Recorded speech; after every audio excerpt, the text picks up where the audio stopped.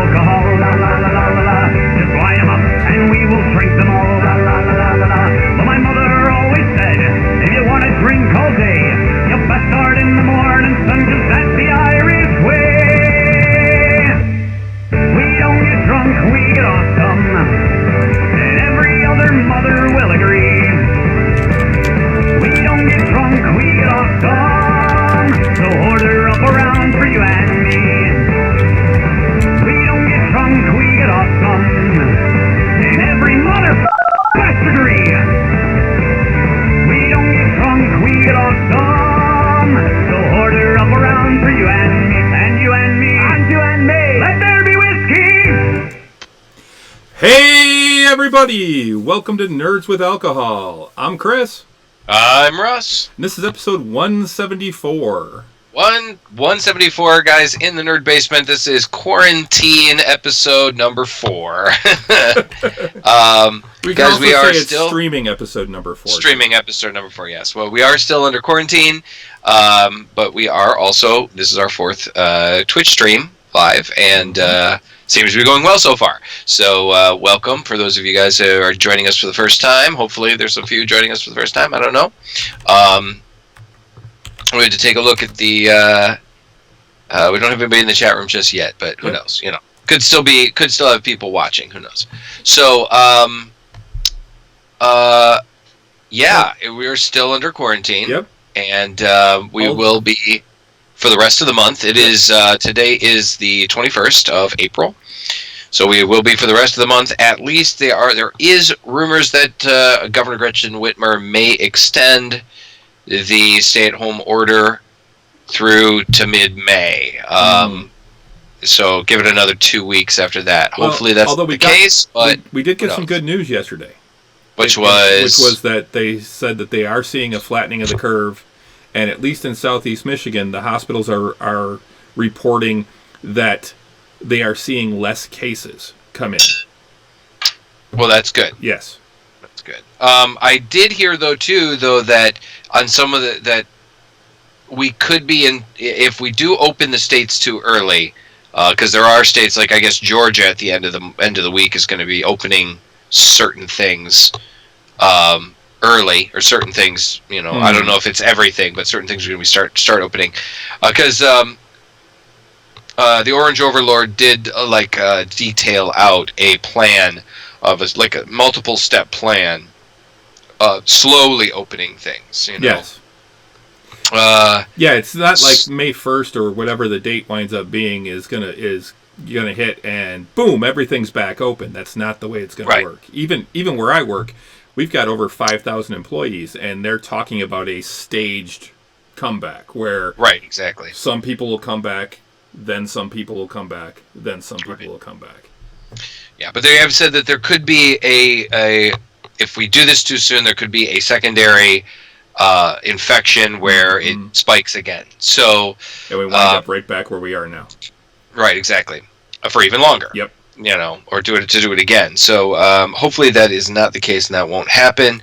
But who knows? I mean, I gotta admit, I was one of those guys who was really, really skeptical at first. You know, I was like thinking there was a lot of overreaction going on, and that it's not that big a fucking deal, and people get sick and they'll get better. It's the death rate is only like 1.5%. Who knows? You know, that kind of thing. And but I definitely changed my mind after I saw some of the statistics and saw what was happening and what was going on and everything. So. Just gotta stay at home. My main concern, really, for me personally, is if the parade company doesn't get back to work by at least the mid-May to the end of May, we could potentially be seeing we at the parade company could be seeing some very long hours and some very that might mean some bigger paychecks for me, but it could mean we'll have to really bust ass to get everything done, even more, you know, because we'll be set further back. But that's not your problem. It's not anybody else's problem but ours. So. Well, and I mean, yeah, then could also mean you work in longer hours in the heat of the summer too, when exactly in a non environmentally controlled environment. Very much so, yes. Also, there's also the things that, like, I'm worried about Renaissance Festival. Honestly, I'm worried about some of the other big things that we go to and that have been canceled or are being canceled and stuff like that. So, but we can talk about that a little bit later. Mm-hmm. How's your week? Pretty much the same, man. I stayed at home. Played some D&D on Saturday. Yes, we did. That was fun. That was a lot of fun. Had a great time. Which actually, someone in the group, my brother-in-law Pete, today's his birthday. Oh, hey. Happy birthday, Pete. Happy birthday, Pete. Yeah, great. But yeah, so he didn't even want to stop. He's one of the guys that... No, yeah. He's really into it, and this is his first campaign, so he's like, nope, I didn't want to stop. I wanted to keep going. I mean, it was 12:30 when we stopped, I think. Oh, yeah, something like that. Yeah. But yeah, it was a good time. I'm glad we're going to do it again in a couple weeks. So. Yeah, a lot of fun. That was a good first attempt at playing a game over the internet like that. Yeah, for this group, I do that on a regular basis with my other group. Well, like I said, it was, I'll be doing that this Saturday. So. Right. So you're going to be gaming a lot, running a lot of games. 4 Saturdays in a row, because both groups that are normally once a month have said, hey, since we're all quarantined anyway, can we just play again? Hey, let's just play. Let's play in 2 weeks. Why not? Yeah. So, I'm like, yeah, let's do it. So, yeah. I mean, same kind of thing for me. I mean, a lot of stay-at-home activity. Stella and I have been, trying to keep busy somewhat. It's funny too, like, she's a sleeper, like she loves to sleep. And there are times when I'm like, come on, baby, we got to get out of bed. Let's be productive today, and I'm trying to get some artwork done and do some work and game, but I'm also gaming so many different things right now. I feel like I'm not paying enough attention to one game and so I need to maybe hunker down and just concentrate on something on some of my games, because I'm playing like half a dozen games right now, and I'm playing I'm playing Andromeda, Mass Effect Andromeda. I'm playing Pillars of Eternity. I've got a game going on Divinity Original Sin 1. I'm playing Far Cry 5. I've got a game going. I'm doing some Conan Exiles. I've got a lot of like games that I just kind of revisit and play for an evening. And you can always go back to like Sid Meier's Civilization and play an evening of that kind of a game and stuff. But I really need to maybe hunker down on a couple of games to just finish them.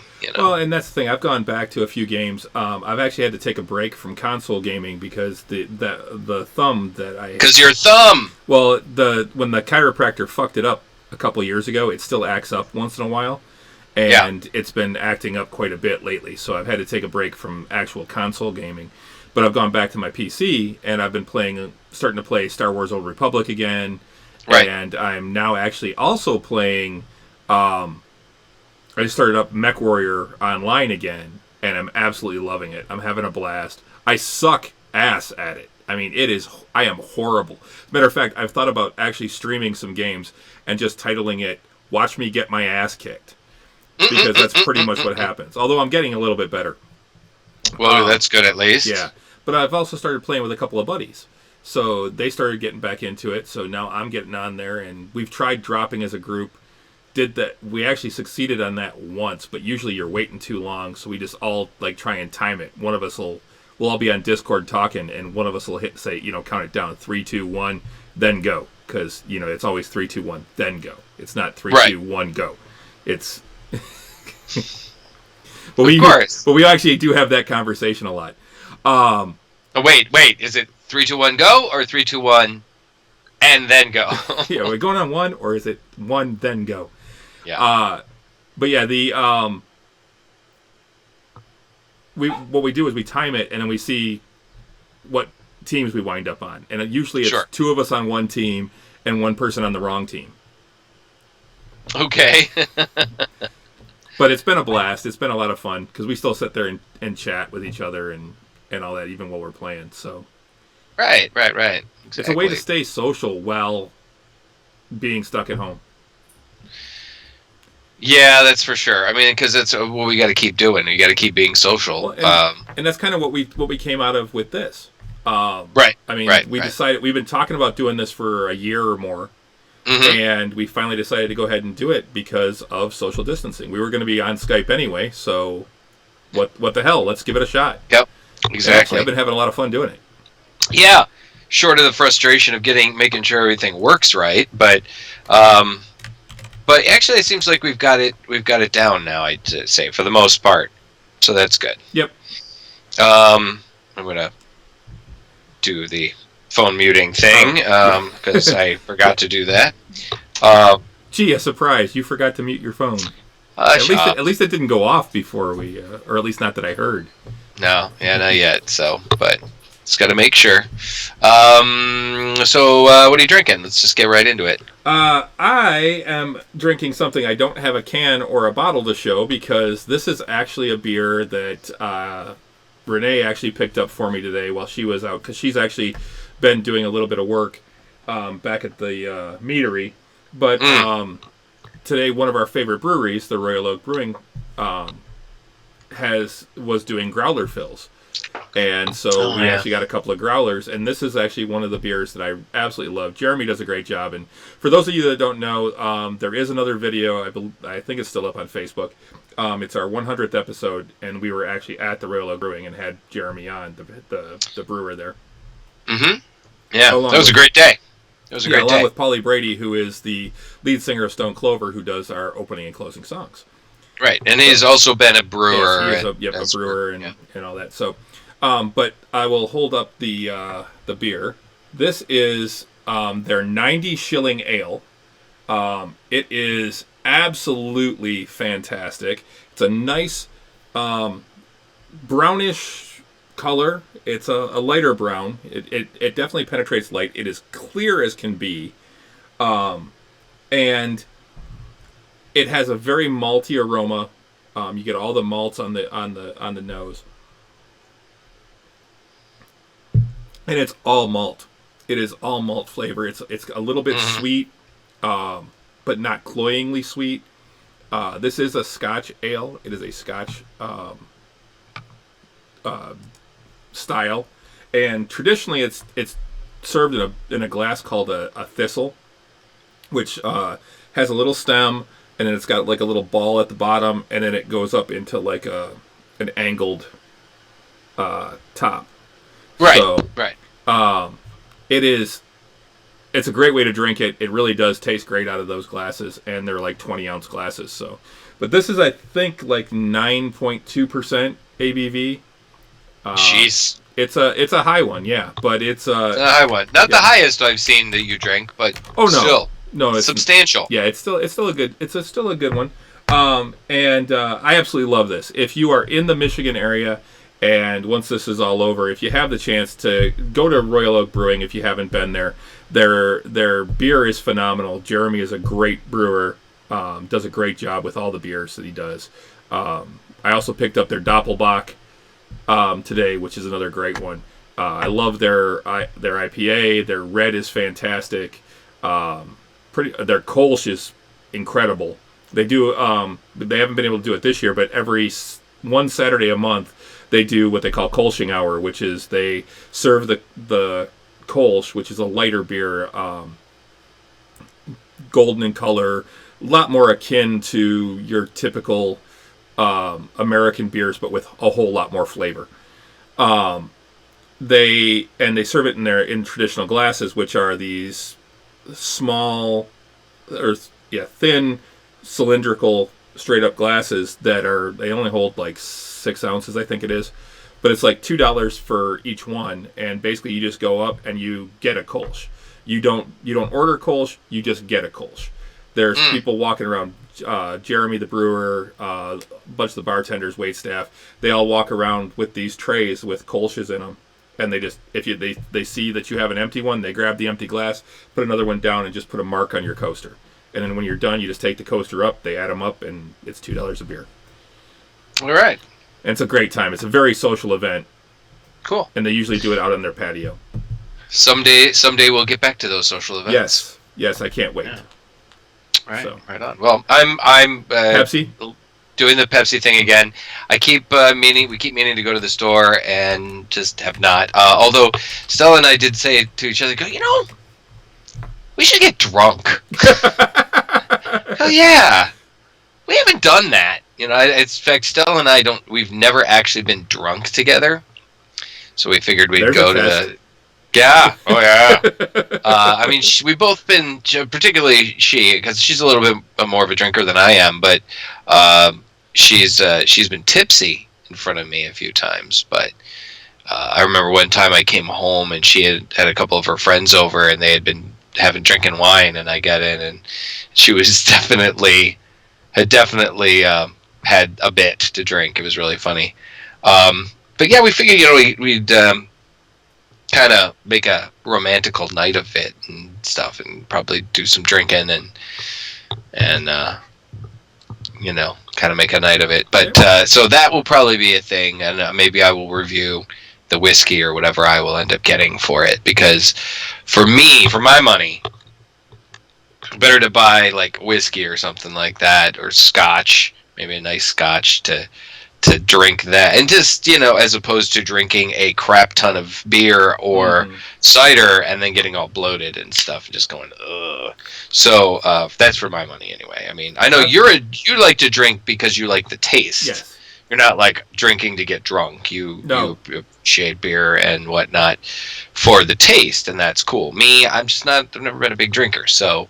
I mean, I do occasionally get the beer, the buzz going, but a lot of time, most nights, I don't even have a buzz. I sit and I sip on beers, or a lot of time, actually lately, I've been drinking a lot of whiskey. I've been noticing people like really start indulging a bit more on Facebook, like some of my friends posting things like, just like, it's drink my feelings o'clock, and thank you, Pipsy Pinwheel, for that one, and just different things like that, and like my buddy Chris having drinking his, he like Chris Perry. I think you've met Chris Perry. Yes. He collects scotches essentially, and he's been doing a lot of tasting lately, and he was like, I think I want to have like a part after this is all over, have a drinking party one with the first 25 people that respond to this, and I'm in. Let's have a good mead, because Chris Perry used to make mead, and he used to make really, really fucking good mead. It was really great. He made a raisin wine, I kid you not, that he called monkey wine, I think is what it was, just because he's the big red monkey, and it was incredible. It was this incredible mead. But anyway, I've just been seeing that a lot lately, and I was like, you know what? I haven't been drunk in a long time. Like, and I don't mean like getting like, puking in your shoes drunk. I mean like, getting a nice solid buzz going, a good, just enjoying that feeling. I'm not recording it for posterity though, so all of you motherfuckers out there that are gonna laugh at me getting drunk, not gonna happen. So anyway, moving on. What did you want to talk about tonight? I've got a bunch of quick hits that we can talk about. I've got a few things. One, did you see the one post that I put up on Facebook about the Joker? No, the Joker thing. That Joker I want to talk about too, but the apology to my wife. I'm sorry, the kids were playing some sort of cowboy game. The 5-year-old kept yelling yippee-ki-yay. I did not think. Instinctively, I finished the phrase, and now he knows a new word. Now he knows a new word, yeah. I was laughing so hard at that. Renee said, "Are you okay? You sound like you're having respiratory distress." That's really funny. It's funny because that made me... It reminded me that Stella has never seen Die Hard, and that's something that... And she's a big fan of the villain, the guy who played the villain. Alan Rickman. Alan Rickman, thank you. Hans Gruber. She was a big fan of his. She was a big fan of him playing... I guess him playing Snape in the Harry Potter films was what got her interested in Harry Potter. Mm. And for those of you who have been following this show and know me and know Stella, that she is a monstrously big fan of Harry Potter. She was our first guest. She was. Show when we did a Harry Potter episode. Yes, because I think it was right around when the first Fantastic Beasts movie came out, so we heard it to help talk about it. But yeah, so she's never seen Die Hard, so I was like, man, that is a complete travesty. I know, right? It is. I mean, it is the greatest Christmas movie of all time. It is. It is the best. It is a great. I don't care when it came out. It is a Christmas movie. A damn Christmas movie. And on top of it, and that's the thing. I mean, they're all fun. They're all the Die Hard movies are fun. The first one is, and the third one, yes, I think are arguably the best ones. But they're all entertaining. They're all fun. The one that Justin Jackson makes the third one. Oh, absolutely, absolutely. The fourth one with Justin Long is fun. It's cool. It's cool. It's okay. I mean, it's still John McClane doing incredibly wacky things. And I don't think I've seen the fifth one. I know I have it. I'm trying to remember whether I watched it or not. I know it's where John McClane teams up with his son. And I haven't. It's Russian mobsters or something. I have not seen that one. Yeah. But at the very least, the first one really is a classic. Four kind of jumped the shark for me, so... Well, he did, avoid... he got in a fight with a jet fighter, you know? I mean, there was a little bit of shark jumping in that one. But it was still fun. It's still a fucking Die Hard movie, you know? They are a great group of over-the-top action films. And actually, the first Die Hard movie was the first action film in the 80s that we actually saw the hero get really fucked up. Yeah. Like, you'd see Schwarzenegger or whoever or Stallone in a action film, and you'd see them get hurt, but you'd see them basically just walk it off, you know, rub a little dirt on it, you know, they're fine. You know, and but this one, man, John McClane in each fucking one, it's hurt, man. He's particularly the first one.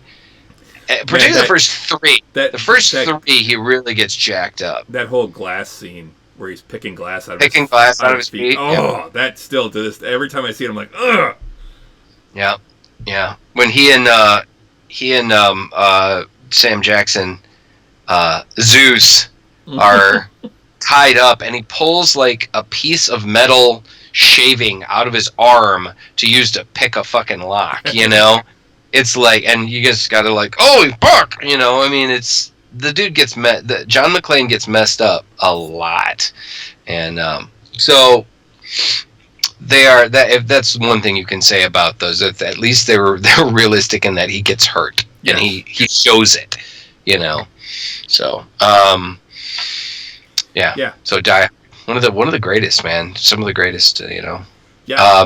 I really enjoyed Die Hard. Yeah. That Joker thing, that was pretty cool. Yeah, I thought that was actually a really cool thing. Renee's actually the one that found that and sent it to me, and I'm like, it actually was a really cool thing. I mean, just, you know, who's your favorite Joker? Right. And it goes through all of them from the beginning with the Golden Age Joker from 1940, right, to Cesar Romero at 66. The Dark Knight Returns in 86, The Killing Joke in 88, the Jack Nicholson in 89, the animated series 92, which to me is one of the best Jokers, just because. Oh yeah, because it's Mark Hamill. The new Batman Adventures, which was also Mark Hamill. Yep, it was just a slightly different design. The 1999, the Alex Ross Joker. Which I'm not actually familiar with that Joker. Well, basically, I mean, they go through a lot. Some of these Jokers are definitely the Joker designs from the comic books, and it was just Alex. He depicted a very realistic-looking Joker. You know, it's with his super realistic is what they call it, super realism. His painting style. So, just really, really fucking cool. Then we go to 2004 with the animated series, which is a very unrealistic Joker. Well, it's a very stylized animated style. That particular cartoon was where it featured a young Batman, very like at the very beginning of his career, and well, it was like at the beginning of his career that still extended into the first couple of years, because eventually you had Barbara Gordon and Robin and Batgirl and Robin, and actually in that show Batgirl came first before Robin, and so that was the first time that had happened on a show. It was a cool show. It definitely, I mean, but it definitely took some very interesting stylistic choices, and it didn't have Mark Hamill as the Joker either. So, yeah. But anyway, it was all right. It can be. I think you can view that show on DC on the DC streaming app. So. Then we got 2008, The Brave and the Bold. Also, now that cartoon was fantastic. That cartoon. It's another one I haven't seen.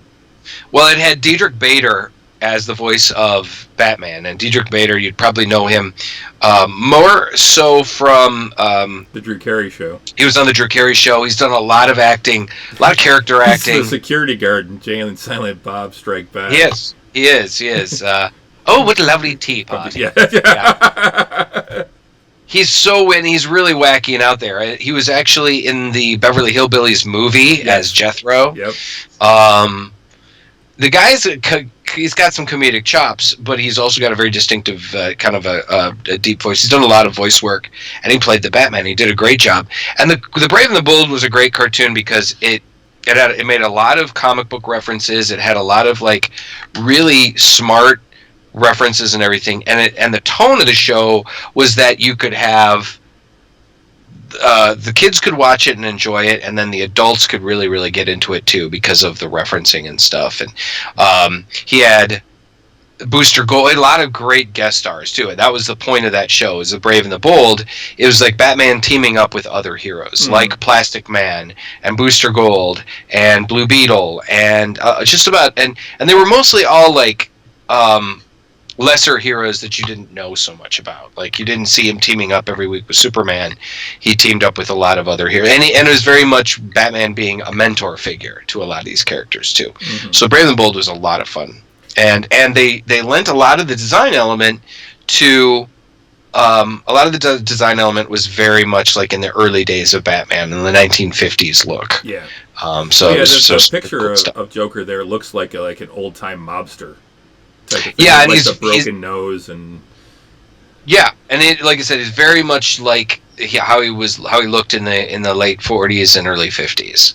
So like I said, it was like they took the old design kind of style from the 50s and then like brought it up into the modern era, and it did some really cool stuff with it. So after that, of course, you had 2008, The Dark Knight, which the Heath Ledger Joker, which was fantastic. I think that was a great portrayal. The Heath Ledger Joker was, Heath Ledger won an Oscar award posthumously for it. He had died soon after the movie had been released, and it was he's one of those great tragedies of Hollywood and of losing Heath Ledger at such a young age. I believe he was barely 30.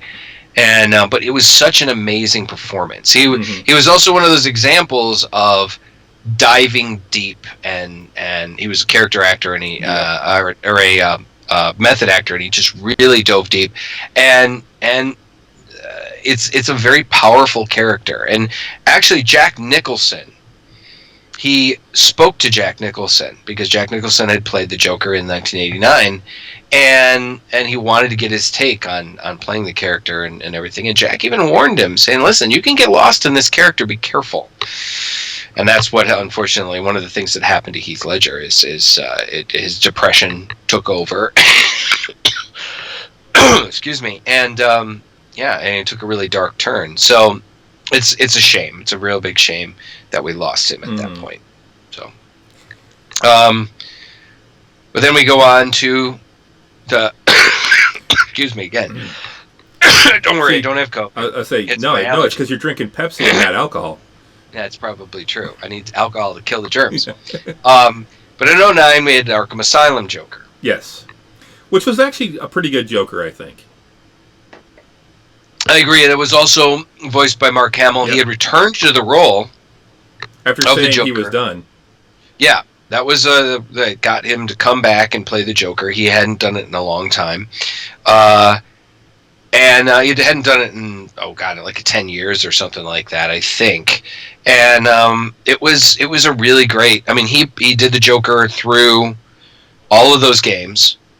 Because I love those games too. That Arkham Asylum in particular was absolutely fantastic. Arkham Asylum was really great. I think all three of them were really great. In fact, Arkham City, I think, was probably the best. The second one. And see, I never finished Arkham City because I wound up getting my PlayStation 4, and I've got it on 3. Right. Well, the Arkham City game was the one that truly became open world, because Arkham Asylum still had it was still very, self-contained, Arkham City was open world. You could fly wherever you wanted within that section of Gotham City, which is pretty big. And it was such a great game. And the Joker was fantastic, and it was a really great story. And then, of course, Arkham Knight, which was what finished off that trilogy of games. Now, there was a fourth Batman game, that was using the same engine Origins? from Rocksteady. I think so. Yeah, Arkham Origins or something like that. Yeah, it was actually a prequel. It took place. It was a very young Batman, very new to it. The city still didn't know what to make of him, that kind of thing. And the Joker was featured in it, but it was played by a different actor. And from what I understand, that studio, it was Rocksteady, but it was like Rocksteady North, and it was the same company but a different studio. So there's a different feel to the game. I still enjoyed it. I still thought it was a good game, but there were a lot of people that felt it didn't quite measure up to the other three. But then Arkham Knight is a really, really great kind of ending to that trilogy of games. So after that, we had the Death of the Family Joker in 2012. It was a storyline where the Joker had essentially peeled his own face off. Yeah. Or his face or not, he hadn't done it, but somebody had basically removed his face, and then he was wearing his own face as a mask. And I can't remember all the I have these comics too. I have them, I think. I don't have Death of the Family. That's what I want. Mm-hmm.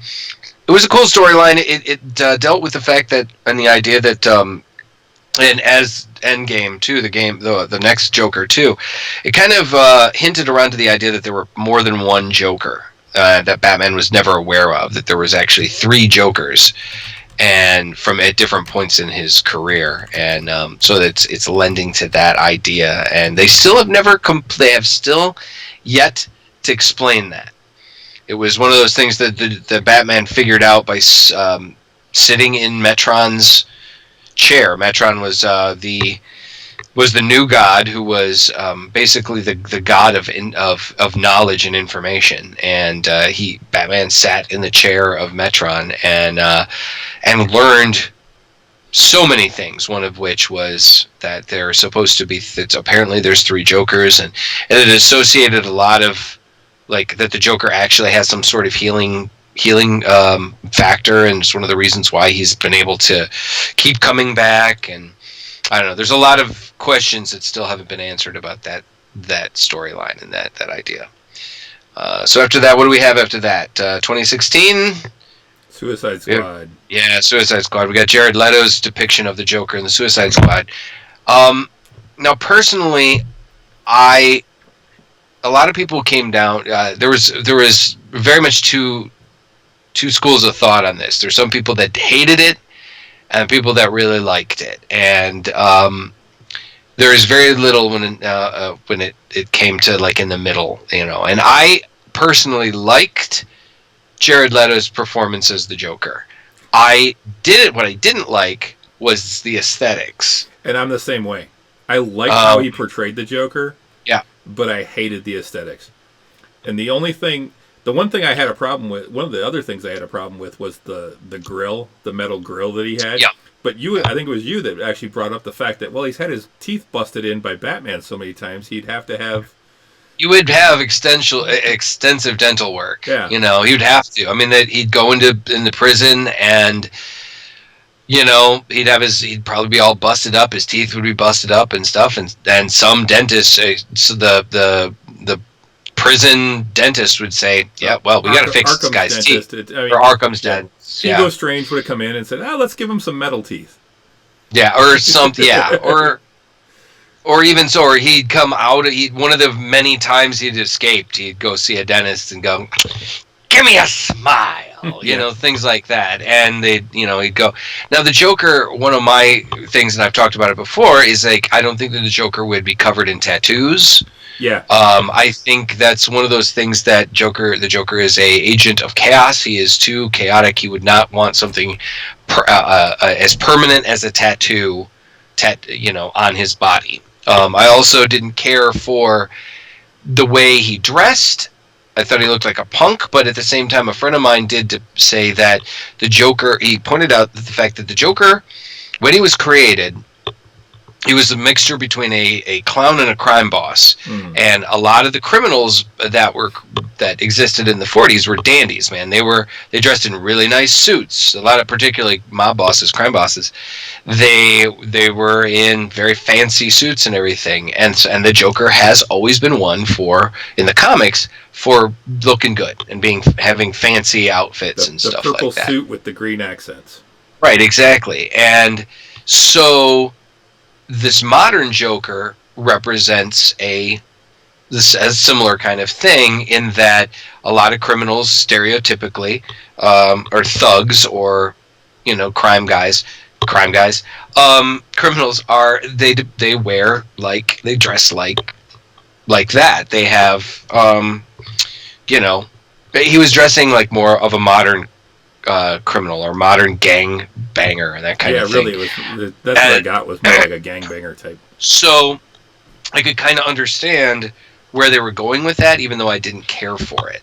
I did, like I said, and the grill was one of those things that really kind of annoyed me too. But when you really think about the fact that he probably has had extensive dental work now.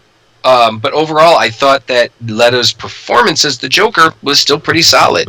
One of the things I didn't like about Heath Ledger's performance was I liked his performance, but he always looked greasy to me. He always looked like he needed a bath, needed to take a shower, and like I said, the Joker, although he would wear the purple suits and everything, he always looked dirty. Yeah, his hair always looked like it needed to be washed, like it hadn't been washed in 3 weeks.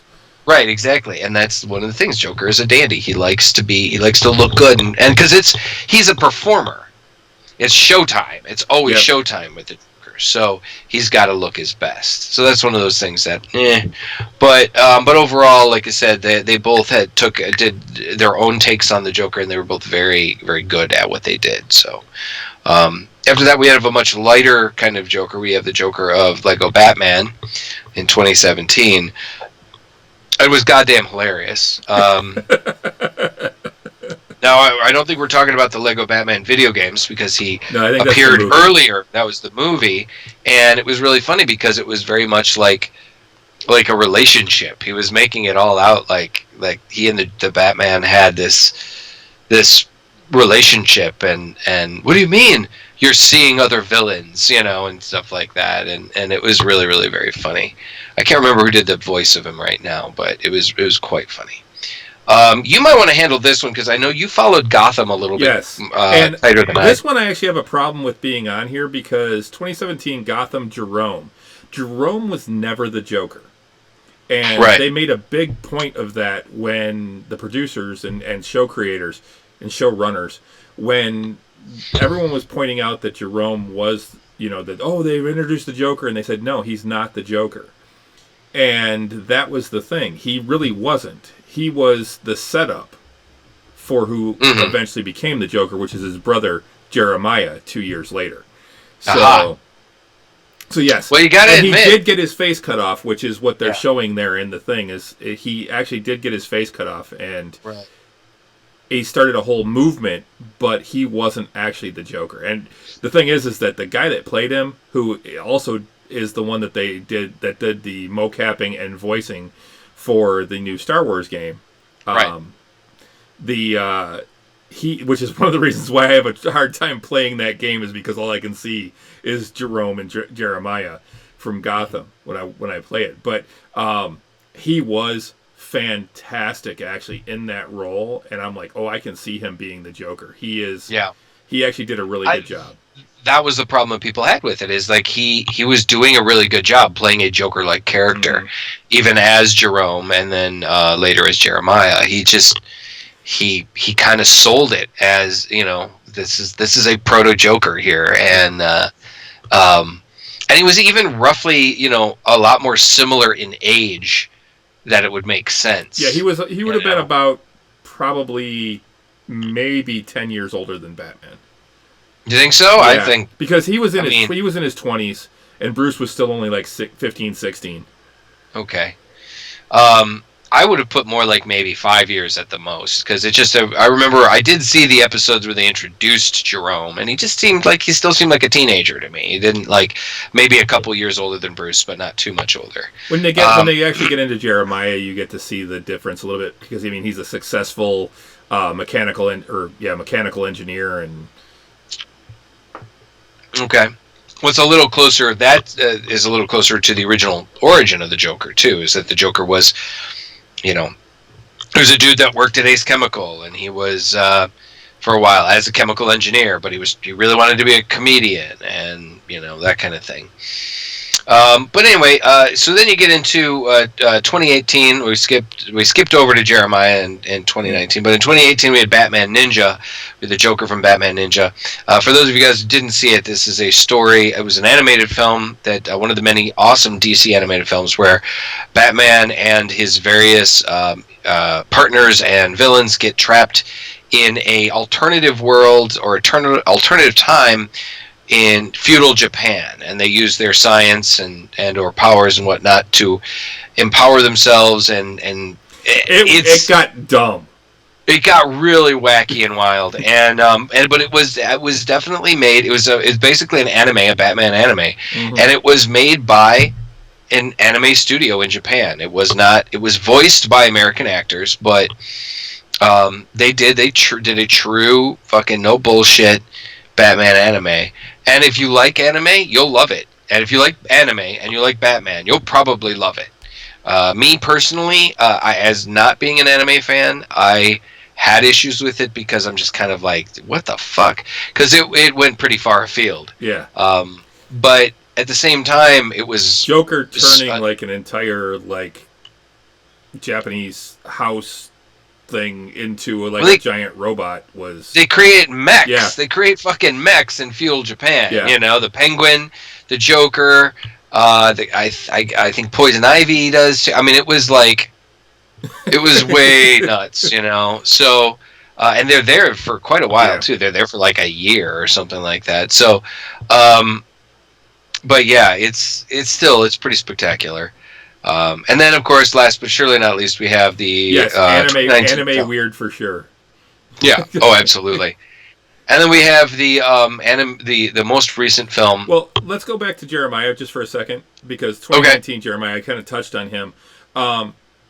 It was the same actor that played Jerome. He was playing twins on the show, and the way that it came about, well, I don't think it was a good Joker narrative as far as like origin story for the Jerome Jeremiah thing.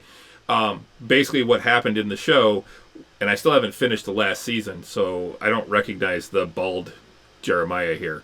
But the way that it happened was Jeremiah was friends with Bruce. Jerome was trying to kill him.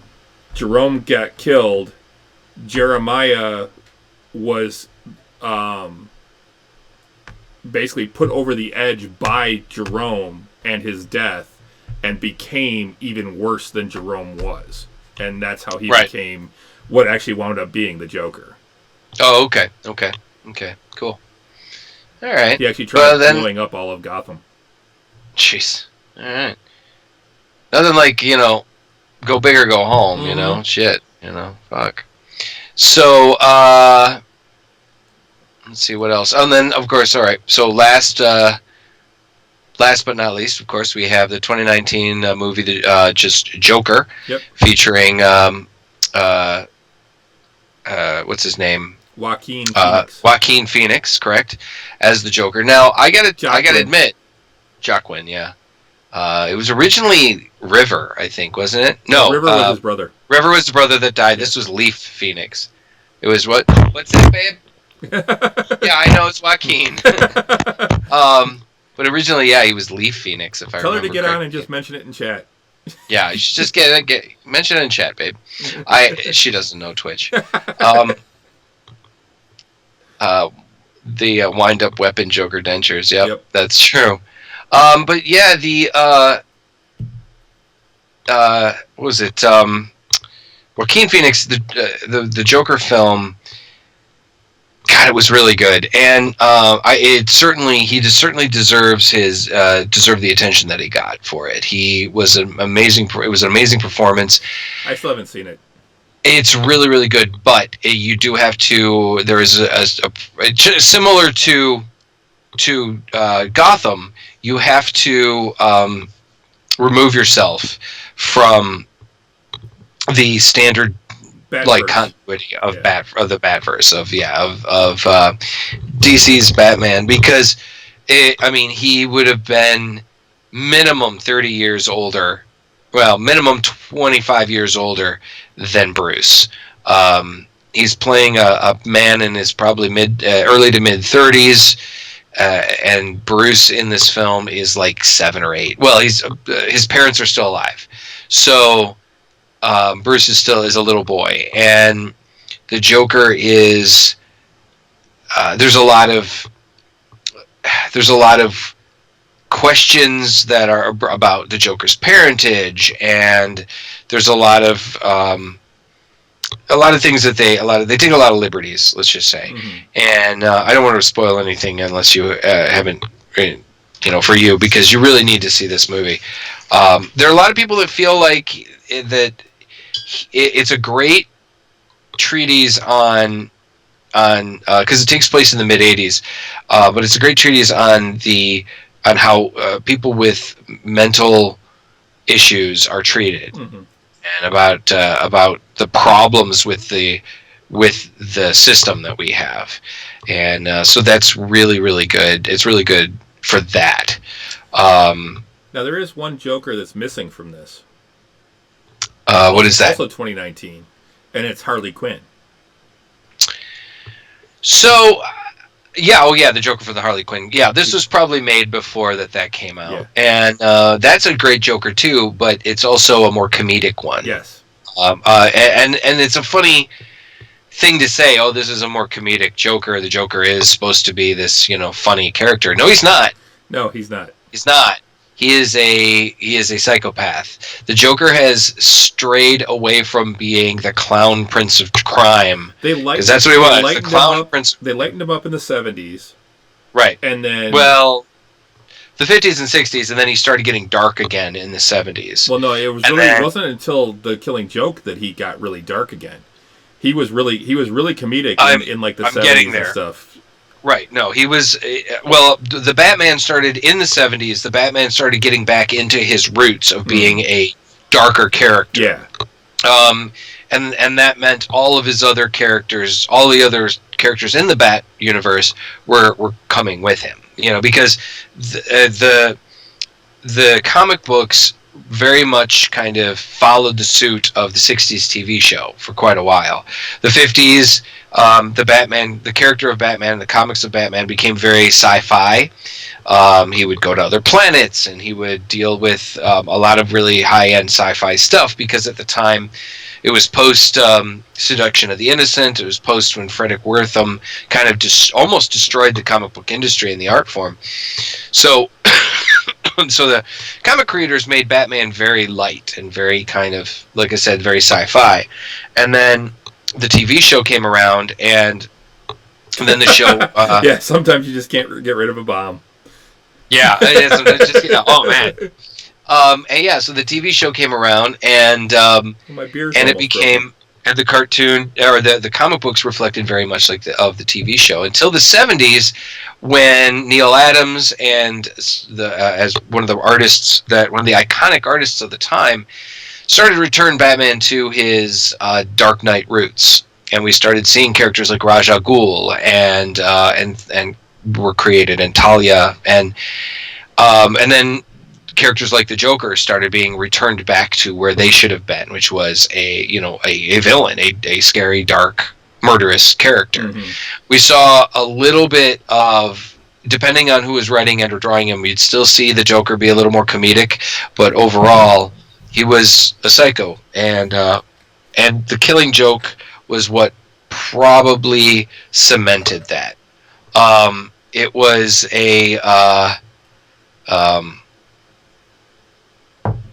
that really was what kind of returned the Joker to being the psycho that he was. Geez Louise. My beer is have another drink. My beer is fixed. So I love that my wife listens to the show and takes good care of me. She is the best. That's good. That's good. So anyway, the Joker, the Killing Joke. I would agree that the Killing Joke was what kind of not only defined his origin a lot better, but also defined who he was and what kind of a monster he is. And it really showed what kind of a monster he was.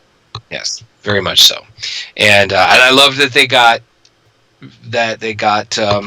Hamill back to play him again. Well, he had said that was the one thing that would bring him back.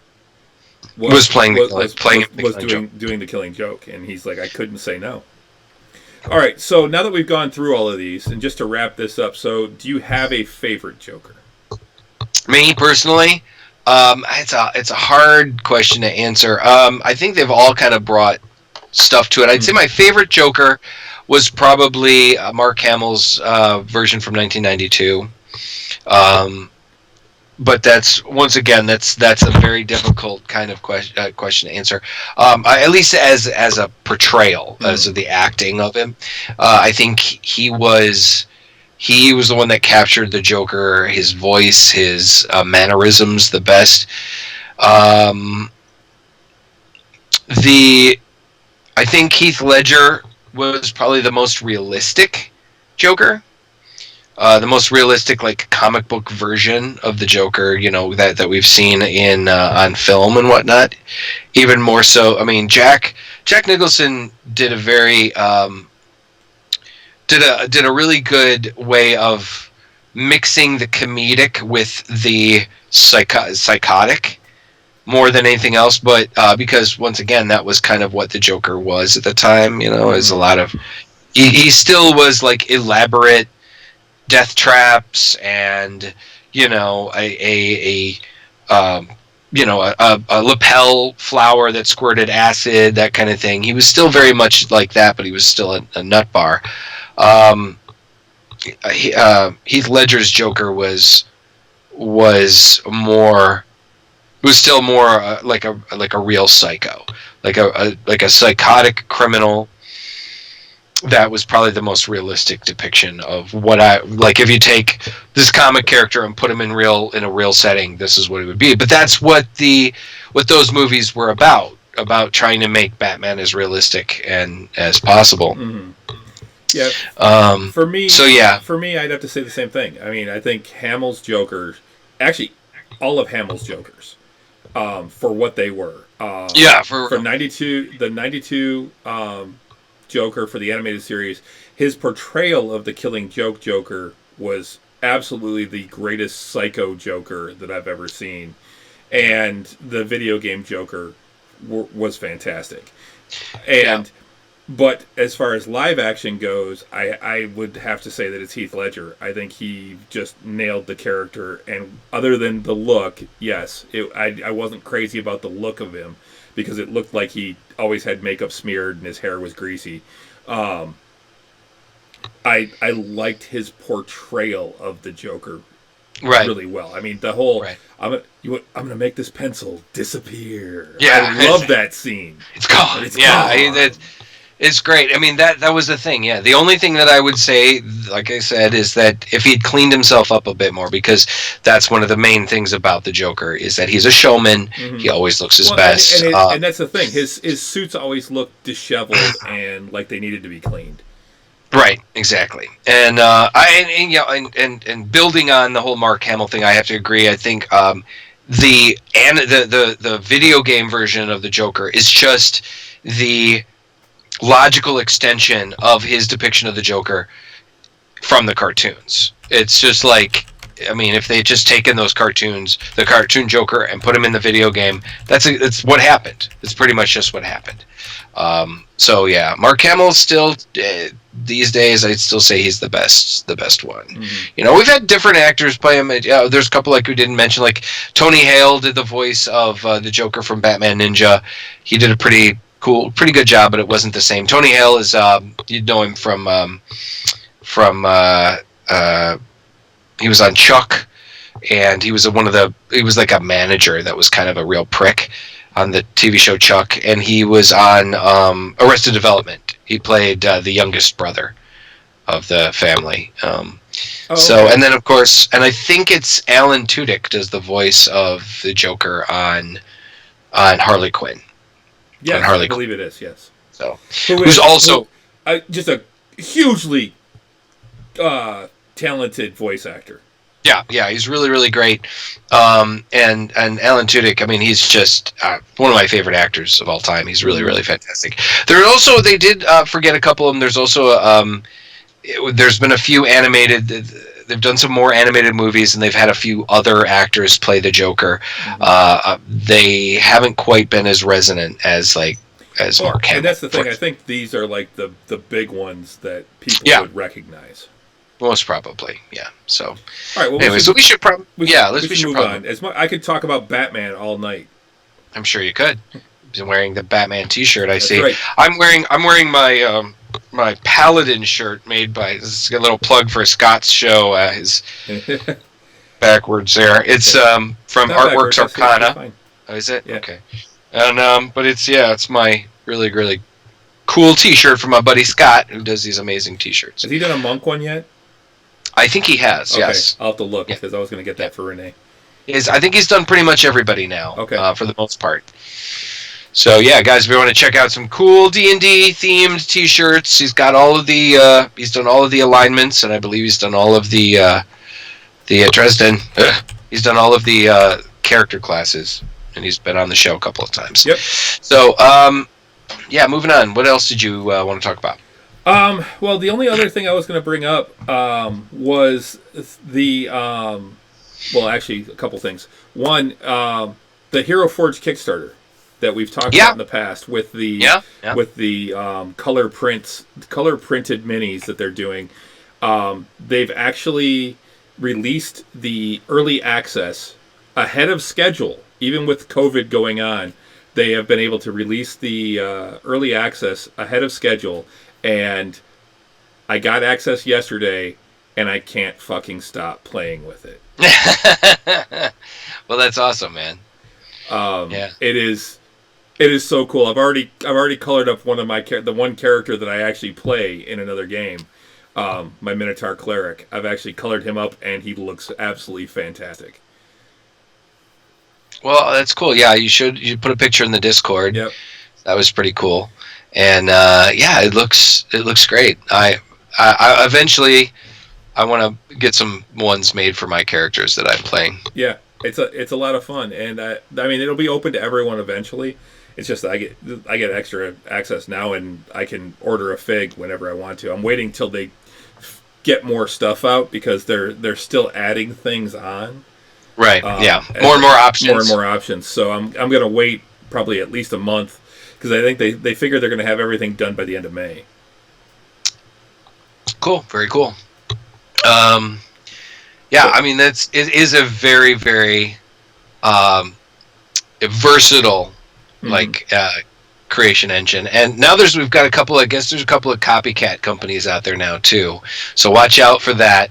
I'm not saying they're necessarily bad, but they may not be Hero Forge. So if you are looking into stuff like that, be sure to check out Hero Forge. There's also Dwarven Forge, I believe, but Dwarven Forge makes terrain, right? Like walls and different. Like they make big, basically taking your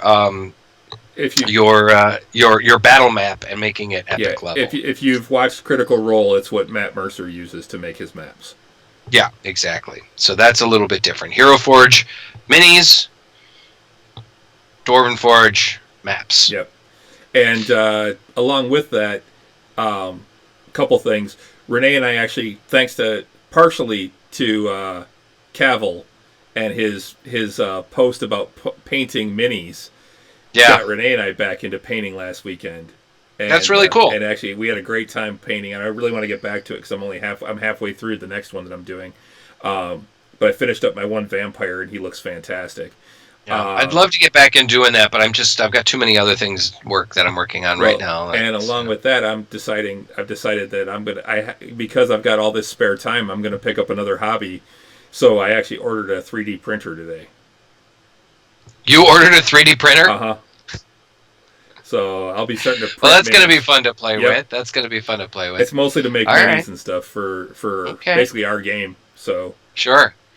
Okay. Well, let's deal with that. Where did you what brand? What did you order? I'm getting the Anycubic Photon is what I wound up going with. It's a resin printer. It's an SLA printer. I got it from Amazon, and I ordered a whole bunch of stuff to go with it because there's so many things that you need to work with because there's a lot of post-print cleanup and things like that you don't have with the FLM, I think it is, printers, the filament ones. Correct, yeah. And but I did a lot of research, and a lot of things said that this was a good one to start off with. It's got a really small print bed, so it can't print like huge models. But sure. I mean, most of what I'm going to be printing is going to be either like, standard 1-inch fig size or a little bit large, like maybe twice that size for like an average person or something like that. You could also do things like, you could print out pieces of things and then put them together and assemble them. Yep. Yeah. And I saw somebody actually, because I joined the Facebook group for the Photon owners and future owners group, and somebody had just posted that they had printed out a Chaos Mammoth for Warhammer, and they printed it out in 2 pieces and put it together, and it looked freaking fantastic. Hey man, like I said, I think it's one of these. I've often said it's going to be 3D printers are going to be one of those things that almost every household will have someday. They're early replicators. Kind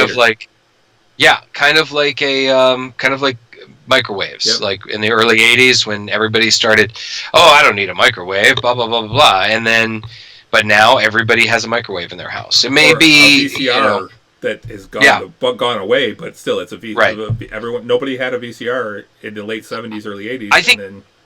I think it's going to be at least one of those things that kind of like having a printer, for your computer. It's going to have, eventually everybody's going to have one, because if you do need something like, you need like, a backing for a pin. Yep. You got to get I need, you got a backing for your pin, or, you want to make something for cosplay. You can print that out. I mean, the stuff that I can make for steampunk is going to be incredible. For sure. Absolutely. All kinds of different things are going to be available. So I think that it's just a matter of time. They just have to make them convenient. Because from what I understand, they're still working out the bugs about making 3D printers that have a certain level of convenience. Yeah. Well, the big thing with this one, the problem with resin printers is the smell, because the resin actually is toxic. Well, it's not a carcinogen. The fumes are not a carcinogen. They can be an irritant. So one of my buddies that actually has an FLM printer, I'm actually having him print me a bracket that I can replace on the back of this thing, where there's a fan inside that blows all the fumes out, and I can actually put this bracket on, hook up a dryer hose to it, and then put like a dry inline vent fan and vent it out the window down here in the basement, so that all the fumes go out the window. All right. Okay, well, we should move on. That's awesome, and I look forward to seeing it in person. Yep. Because I am kind of fascinated by this I should be able to start printing by next week, so by the time we can actually get together again, we can do some prints. So awesome, very cool. So a couple of things. I got a bunch of things that we could go through real quick. So the PlayStation Store, there's a major sale going on in the PS4 PlayStation sale or PlayStation Network. You can. It's going on until runs until April 29th. But it's like if you have missed out on some of these little bit older games, and some of them not that old. I mean, but there's a lot of discounts being gone on. So you can just go on the PlayStation if you are obviously a PlayStation gamer.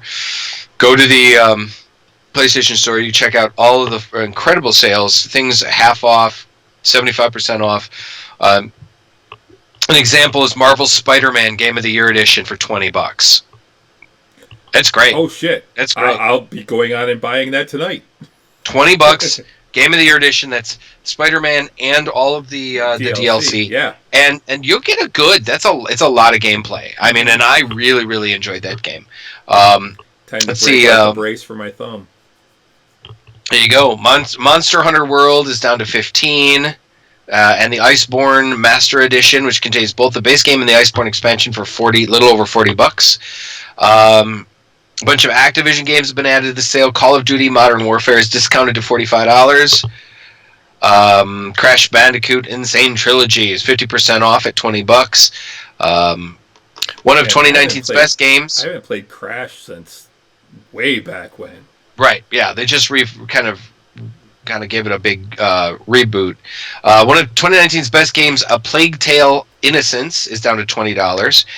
This is the cheapest price we've seen on PS4. Other recent hits receiving big discounts, including Death Stranding for $30, Devil May Cry 5 for just over $19, and Borderlands 3 for $30.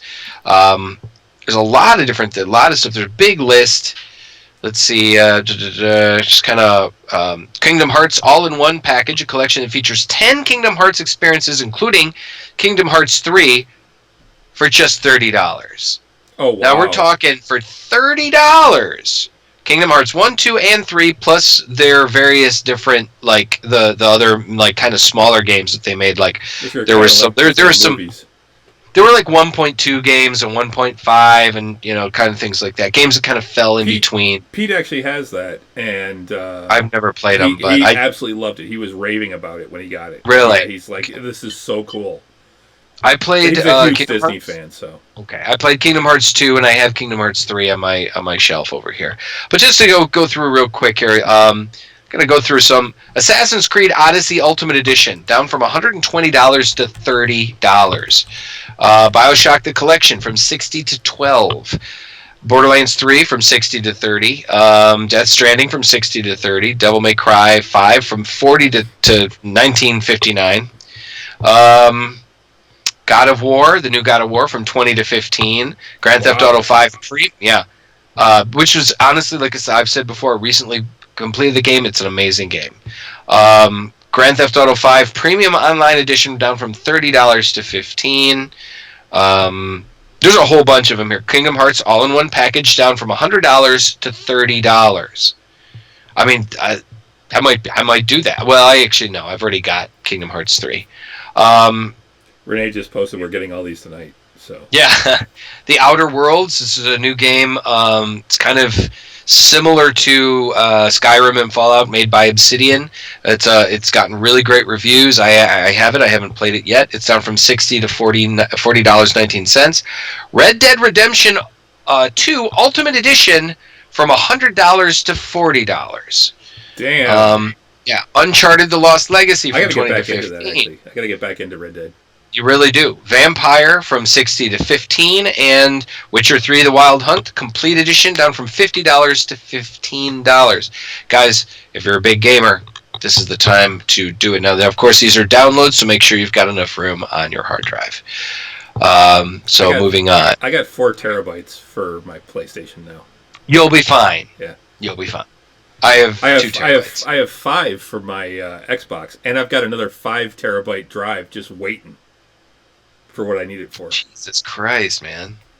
It was on sale for like. I guess so. It was on sale for like $80. I bought 2 of them.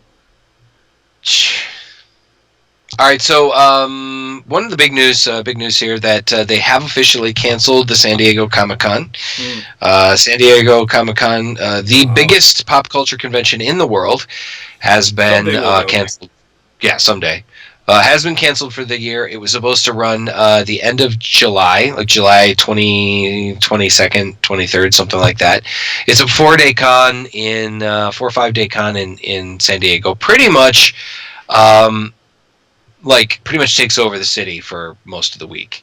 And they originally started, like I said, was one of the oldest, biggest comic book conventions in the world, and then kind of grew into the phenomenon it is. It has been, due to coronavirus, it has been canceled. Now, I can certainly, as much as I have been one to be like, maybe we're going too far, blah, blah, blah, I have changed my tune. And I got to admit, although I would say something like a Renaissance Festival where it's outdoors and you don't necessarily have to be on top of everybody, is still something that could be possible, can be done.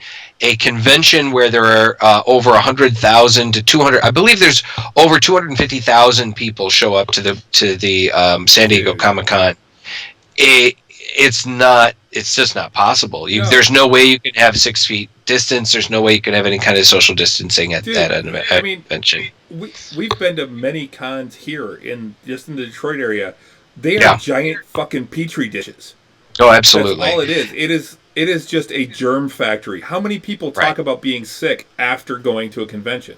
That's exactly. Part of the whole thing. The con funk. The con crud or whatever. Con crud. You're in an enclosed area inside of a hotel with a bunch of other people.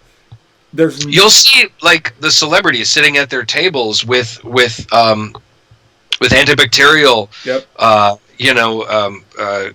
gel and whatnot, and if they shake your hand, you'll usually see them afterwards using some of it, because they just, you're greeting and hanging out, talking to thousands of people. You can't take offense to them doing that because they're just trying to protect themselves.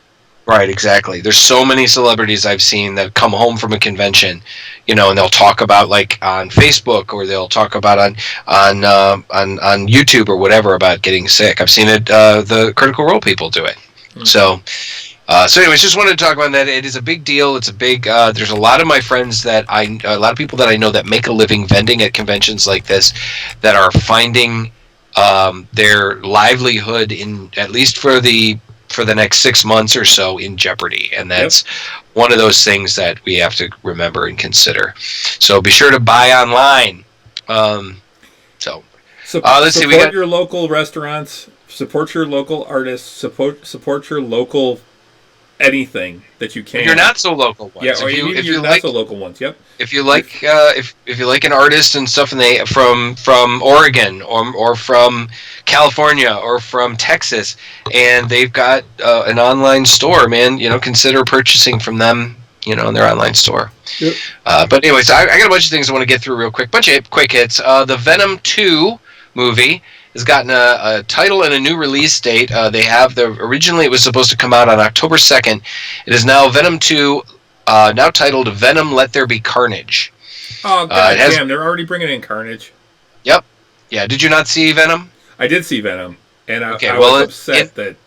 In the post-credit scene, there is it harkens to, it shows a preview, and it's the Let There Be Carnage. It has been rescheduled for June 25th of 2021, so they're pushing it a good 8 months later, 7 months, 7, 8 months later. So that means that there's still an opening in October for... Yeah, there is. So now it's scheduled. It's scheduled for only a month.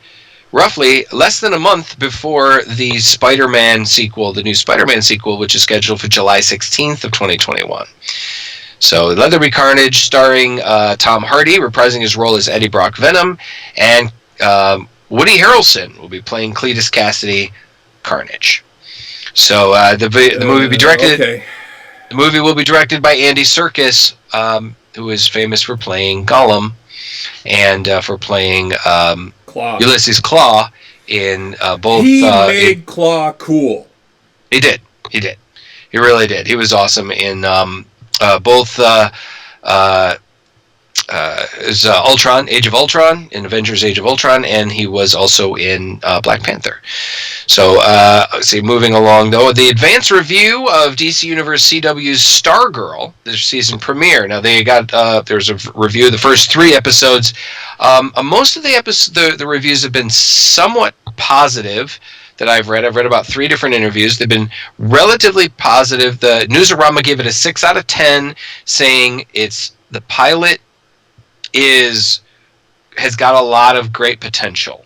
They're saying good things about Luke Wilson, who's playing Pat Dugan, the Stargirl's stepfather, who was the sidekick of Star Spangled Kid or Skyman or Starman. They made him the sidekick of Starman. They said good things about him, saying that he really does a great job portraying a stepfather who is really trying to do right by his family and do good things, but and being supportive of his stepdaughter in this new role. They're saying that the script called for Courtney to come off kind of bratty at the beginning. So she's a little annoying, but they're saying there's a lot of growth and a lot of room for growth. That the initial opening scene shows the destruction of the JSA, the Justice Society of America. So just saying some really, really cool stuff. Jeff Johns has hinted to in the show, both the Flash and Green Lantern are kind of seen off camera. And with the idea that potentially they could show up or their legacy could show up in later episodes. So they're saying some really, really great things. And like I said, a few things that are a little no, this isn't the greatest, but they've been very, very encouraging. Now, it is technically a part of the Arrowverse, but not directly. It is taking place on a different Earth from the Prime Earth that was created after the Crisis on Infinite Earths. All of the main CW shows take place on the main Earth.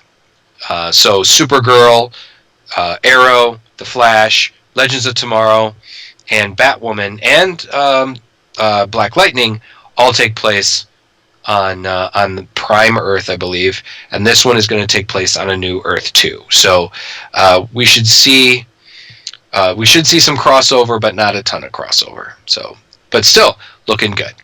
Okay, wanted to move on real quick. Scott Snyder expands the Dark Knight's death metal during the coronavirus and has been raising money with the Hero Initiative. There have been a lot of really cool, bunch of different comic creators have really done their best to come together to help these beleaguered comic book shops and whatnot that are really going to be suffering through a lot of this coronavirus situation that we're dealing with.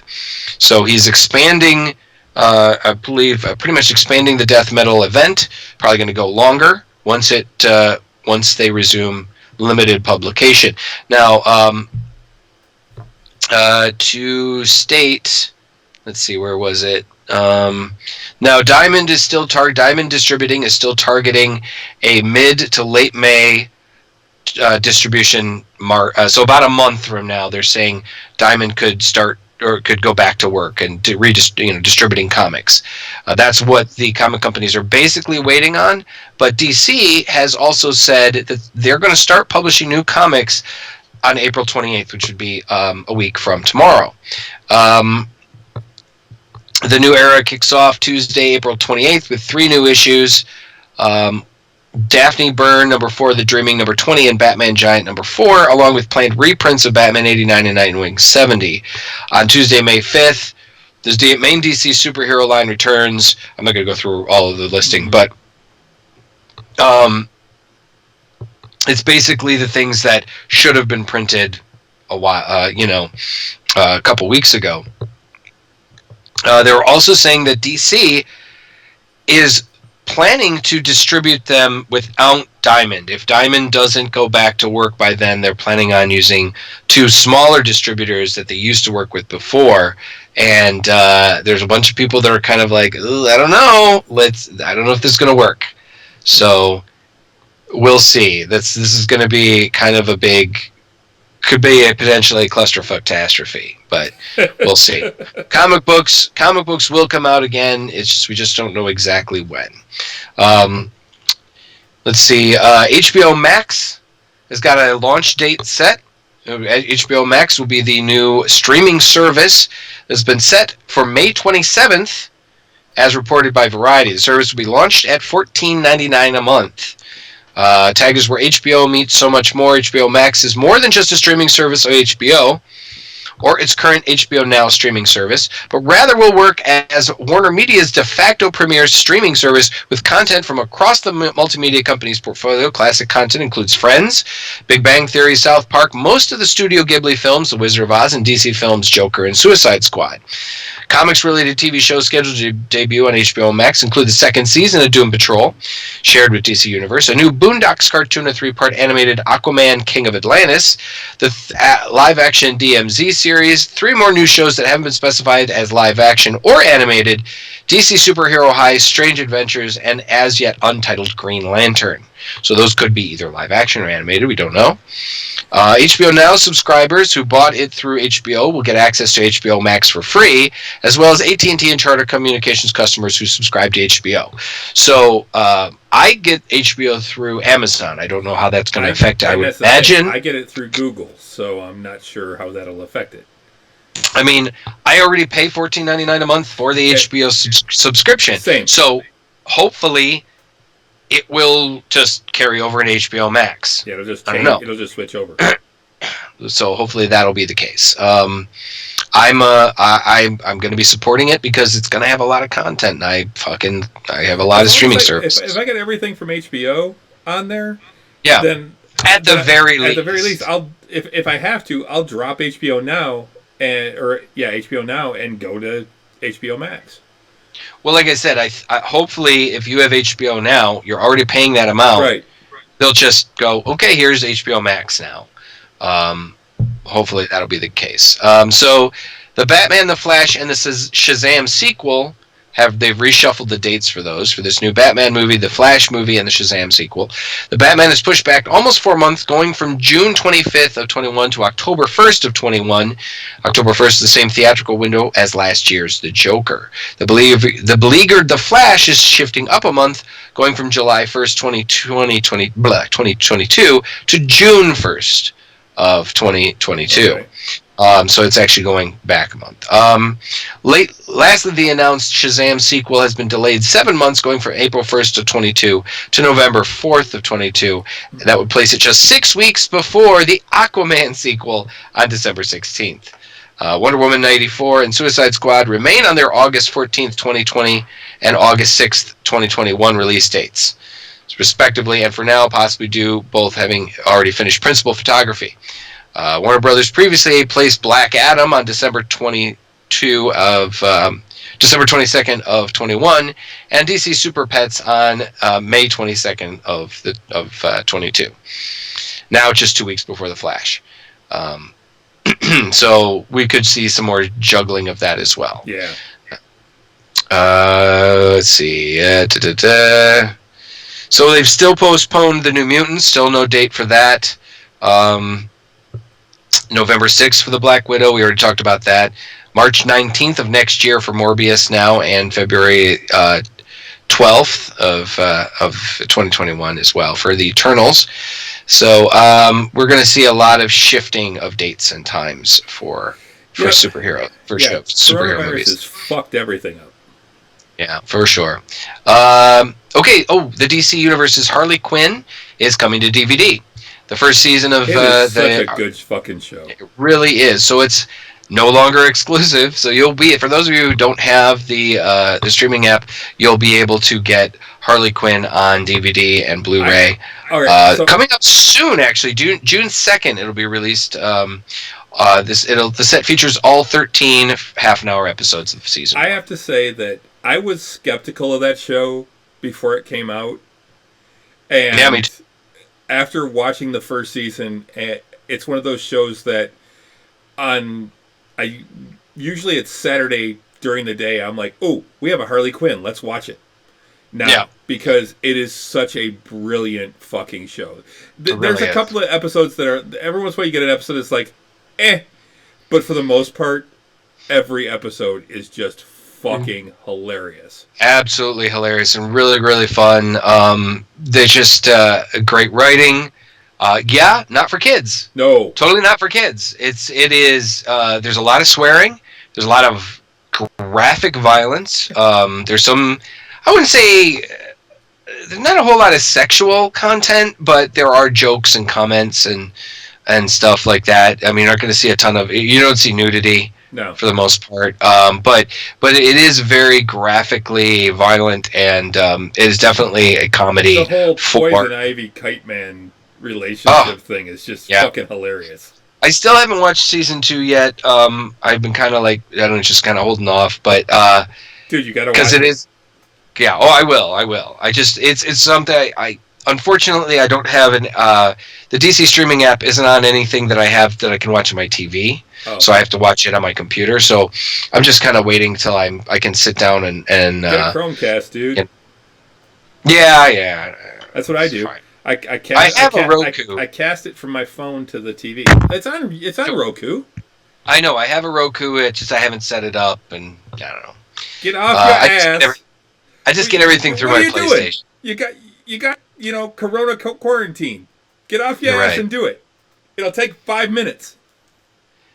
So anyway, June 2nd of this year, on DVD. I believe it's going to be on DVD for sure. I would imagine it will be on Blu-ray. Here's hoping. They usually pretty much put everything. All the DC stuff goes to Blu-ray. Finishing up, we got a couple of things. Let's see, I already talked about that. J.J. Abrams is developing a Justice League Dark TV series for HBO Max. Okay. Based off of the comic book and/or animated movies of Justice League Dark. Mm-hmm. In the comic book, the comic book features Wonder Woman as the lead. Basically, the Justice League Dark are the version of the Justice League that goes and deals with magical threats. So Wonder Woman being pretty much the only one on the main 7. Well, Aquaman too, but Wonder Woman probably more so deals with magic, and her powers are all very magic.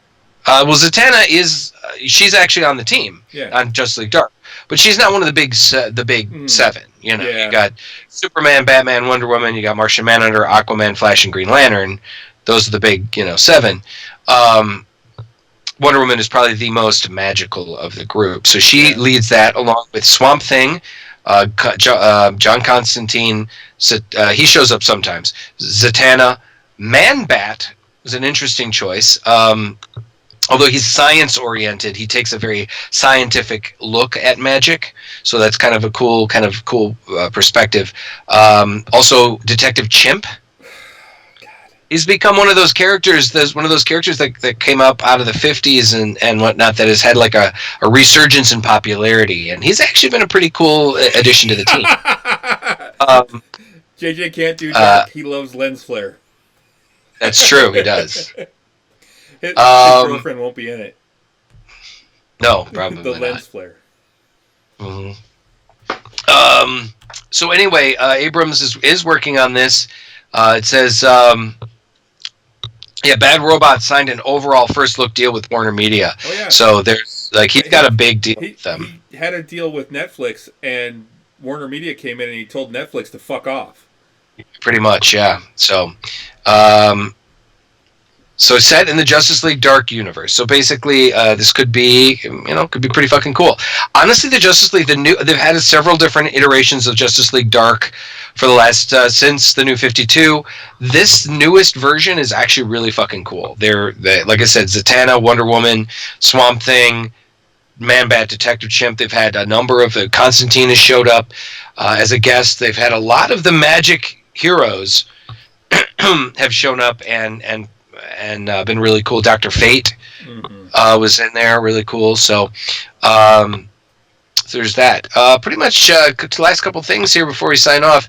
LeVar Burton is in talks to return to Star Trek and Star Trek Picard. That'd be cool. They are talking to him to return as Geordi LaForge. That's really cool. He was he did an interview. He kind of let a few things slip, and He goes, I think it's reasonable to assume that those people are a part of Picard's life. Burton told Entertainment Tonight before confirming an appearance is in the works.